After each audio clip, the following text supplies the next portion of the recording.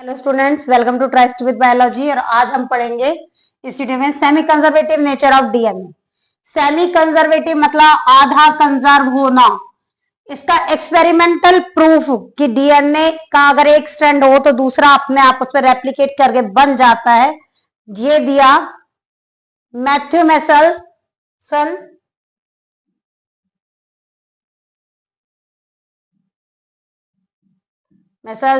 And दो scientist थे और फ्रैंकलिन स्टैल ने, तो इसलिए इनको मेसलसन एंड स्टेल्स एक्सपेरिमेंट भी बोला जाता है। इन्होंने 1958 में इसको दिया था।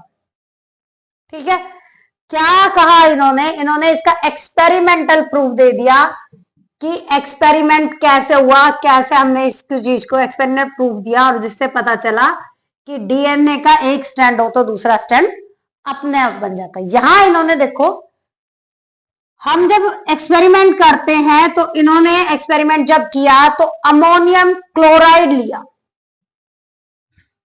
अमोनियम क्लोराइड वो बेस है जिसपे डीएनए ग्रो करता है। ठीक है, अमोनियम क्लोराइड पहली बार इन्होंने लिया तो इसमें N15 रखा। N15 रखा, हैवी आइसोटॉप है नाइट्रोजन का, और नाइट्रोजनस बेस कंपाउंड होते हैं। तो यहां दोनों के दोनों डीएनए ने N15 स्ट्रैंड बने हुए थे। डीएनए को पूरे को कहां रख दिया? N15 मीडियम में अमोनियम क्लोराइड रखा जिसमें अमोनियम N क्या है 15, हैवी आइसोटॉप है। तो दोनों की दोनों स्ट्रैंड N15 के हो गए। इसके बाद इसने थोड़ा सा इसको हीट किया, और जब हम डीएनए के स्ट्रैंड को हीट करते हैं तो वो डीनेचर्ड हो जाता है। मतलब डीनेचुरेशन प्रोसेस क्या है? डीएनए को हीट करो तो उसके दोनों सेगमेंट अलग हो गए। अब अलग हो गए तो इन्होंने ये N15 के दोनों अलग हो गए। इसने इसको फिर जो अमोनियम क्लोराइड ले लिया था, दूसरे स्टेप पे इस अमोनियम क्लोराइड को N15 वाले की जगह N14 रख दिया, जो लाइट आइसोटॉप है। वो हैवी आइसोटॉप था, ये लाइट आइसोटॉप है नाइट्रोजन का, इसमें रख दिया। अब अमोनियम क्लोराइड इसने चेंज किया है सेकंड स्टेप पे। फर्स्ट इसमें अमोनियम क्लोराइड N15 वाला, सेकंड स्टेप पे अमोनियम क्लोराइड N14 वाला। क्यों? क्योंकि ये दूर से दिख जाएगा कि N15 के ऊपर N14 बना है। अगर बनेगा तो, अगर ये आपस में कॉइल्ड हो जाएंगे तो भी पता चल जाएगा कि आपस में ही उन्होंने दोबारा से बॉन्डिंग कर ली है, या फिर अलग अलग होने के बाद नया बना है। ये देखना था कि नया बनता है या नहीं बनता। इस प्रोसेस को यहां से यहां बनने को क्या, पहले डीनेचुरेशन हुआ, फिर दोबारा से इसका जो सेमी कंजर्वेटिव है वो बना। इस स्टेप को करने में इसको लगे 20 मिनट्स। कितने मिनट्स लगे? 20 मिनट्स इसको लगे। इसके बाद इसने फिर प्रोसेस रिपीट किया, और प्रोसेस रिपीट किया तो ये अलग करे। क्या करा? डीनेचुरेशन। और उसके बाद अब इन्होंने अमोनियम क्लोराइड जो है चेंज नहीं किया, सेम ही रखा, क्योंकि अब तो हमें बेस तो ये मिल गया ना डिफरेंस वाला। तो यहां भी प्रूव हो गया था कि N14 के बन गए हैं स्ट्रैंड, किसके ऊपर? N15 के ऊपर। लेकिन इसने इसी स्टेप को दोबारा रिपीट किया, और रिपीट करा तो यहां पर भी इसको जो है इस स्टेप में भी इसको कितने मिनट लगे? 20 मिनट।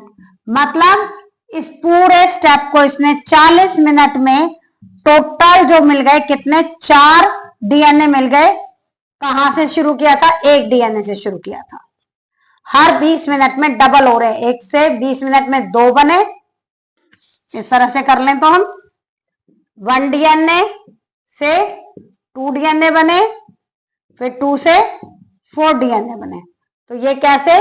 20 मिनट यहां, 20 मिनट यहां, और टोटल 40 मिनट्स में ये 4 डीएनए मिल गए एक डीएनए से।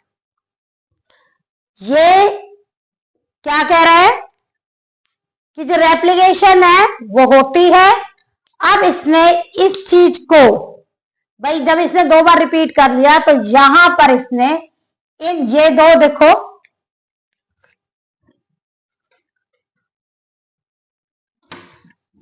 ये जो पहले स्टेप्स है, पहले तो एक क्वेश्चन यहां बता दो आपको सबसे पहले कि बेटा जब यहां 20 मिनट लग रहे हैं और अगले में भी 20 मिनट लग रहे हैं, तो 40 मिनट में कितने बन रहे हैं? 4। 80 मिनट्स में कितने बनेंगे? एनसीईआरटी इंटेक्स क्वेश्चन में दिया हुआ है कि इकोलाई के बैक्टीरिया में, ये इकोलाई बैक्टीरिया के डीएनए में प्रोसेस हुई है, तो 80 मिनट्स में कितने मिल जाएंगे? देखो अगले 20 मिनट में कितने हो जाएंगे? 8 हो जाएंगे, डबल हो रहे हैं हर स्टेप पे। और फिर अगले 20 मिनट में 16 हो जाएंगे, तो ये टोटल कितने हो जाएंगे 80 मिनट्स में? 16 बन गए। ये भी तो 40 मिनट लगे और नीचे 40 मिनट लगे थे, तो टोटल कितने बन जाते हैं? 16 डीएनए मिल जाते हैं हमें 80 मिनट में। अगर प्रोसेस को 80 मिनट्स तक किया जाए तो हमें 80 क्रोमोसोम मिल जाते हैं, सॉरी 16 डीएनए मिल जाएंगे। अब यहां क्वेश्चन आता है, ये और ये अलग करने के लिए इसने एक प्रोसेस किया, सेंट्रीफ्यूगेशन। सेंट्रीफ्यूगेशन हार्शियन चेस का भी है, लेकिन यहां इसने सेंट्रीफ्यूगेशन मीडियम रखा, सीजियम क्लोराइड। सीजियम क्लोराइड जो है वो इसने मीडियम रखा, सीजियम क्लोराइड का। किसके लिए? सेंट्रीफ्यूगेशन के लिए। इस सेंट्रीफ्यूगेशन ने जब मैं मीडियम रखा तो यहां पर इसको ये दोनों कैसे हैं? रेड वाले जो है ये यहीं लिख देते हैं, रेड वाले क्या है? हैवी, ठीक है। और लाइट वाले जो है ये हैवी भी और क्या है? हाइब्रिड भी तो है। और जो ब्लैक वाले हैं वो लाइट और प्योर भी है, क्योंकि इनमें N14 N14 के दोनों है। यहां है भाई, ठीक।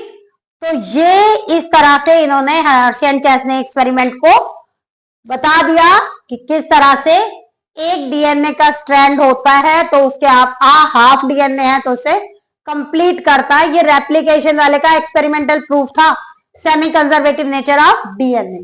दोबारा देखो, सिंपल सा प्रोसेस है।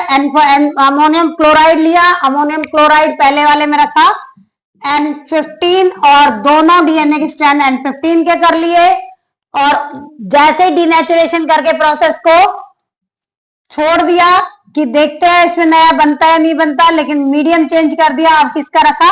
N14 वाला अमोनियम क्लोराइड होगा सबस्ट्रेट N14 ही, ये अमोनियम क्लोराइड ही प्रोसेस, अमोनियम क्लोराइड ही प्रोसीड कराएगा। उसके बाद देखा तो 2 हैवी चेन मिल गई हाइब्रिड की और 2 लाइट चेन। हर प्रोसेस से डीएनए के नंबर डबल हो रहे थे और हर डबल होने में 20 मिनट्स लग रहे थे।